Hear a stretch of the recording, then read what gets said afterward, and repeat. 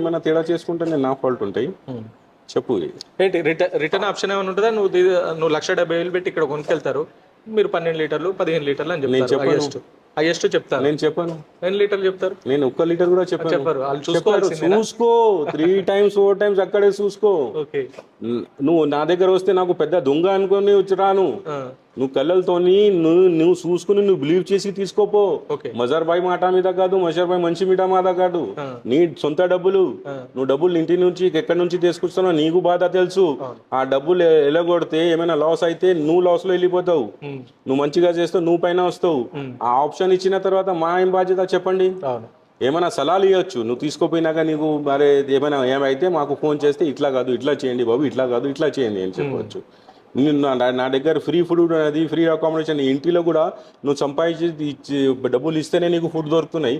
నా దగ్గర ఫ్రీ దొరుకుతున్నాయి. కానీ మజార్ బాయ్ మాత్రం